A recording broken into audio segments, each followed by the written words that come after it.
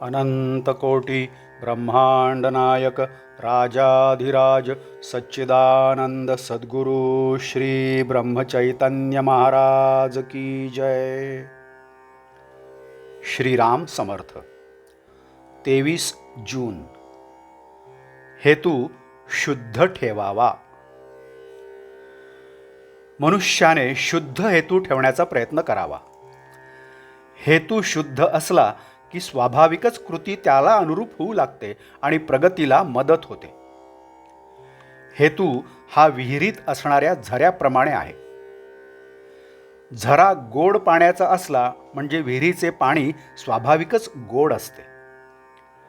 म्हणून हेतू शुद्ध ठेवण्याची दक्षता घ्यावी आणि त्याकरिता रामाची प्रार्थना करावी। माणसाला देहरक्षणापुरते अन्न, वस्त्र आणि नाम घेण्याची बुद्धी असली की असमाधानाला जागा नाही। नको दैन्यवाणे जिणे भक्ती उणे हेच रामरायाजवळ मागावे।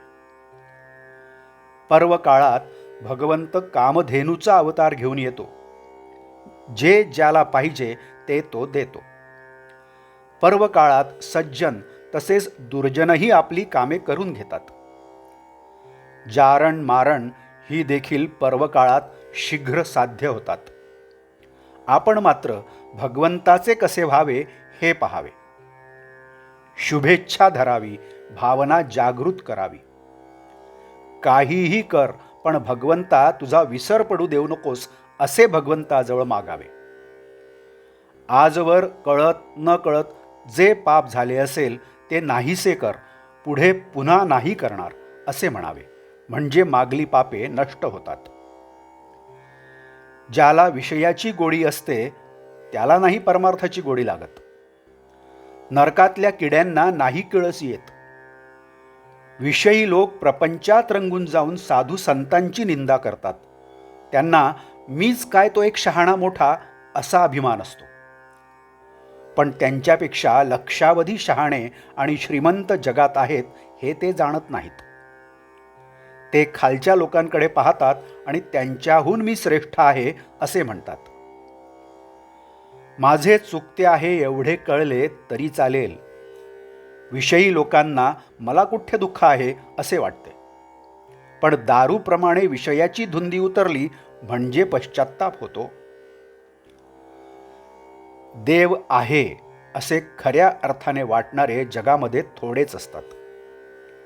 सद्विचार, सच्छास्त्र आणि सद्बुद्धी ही प्रत्येक माणसाला याच जन्मात भगवंताकडे नेण्यासाठी आहेत। प्रपंचाचा अनुभव कष्टमय आहे, पण भगवंताचा अनुभव आनंदमय आहे। तापाने आजारी असलेल्या माणसाला आपल्याला घाम यावा असे वाटत असते, पण नुसत्या वाटण्याने काही तो येत नाही। त्यासाठी डॉक्टरचे औषध घ्यावे लागते। तसे ज्याला भगवंताचे प्रेम यावे असे वाटते त्याने नाम घेणे हेच एक औषध घ्यावे।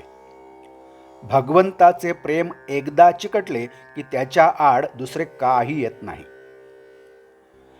खाणीतल्या दगडामध्ये जसे सोने असते तसे आपल्यामध्ये परमात्मा आहे। दगडातली माती अनेक चाळण्यांनी आणि यंत्रांनी काढून टाकतात आणि नंतर सोने हाती लागते। त्याचप्रमाणे अनेक वासना नष्ट झाल्यानंतर परमात्मा आपल्या हाती लागतो।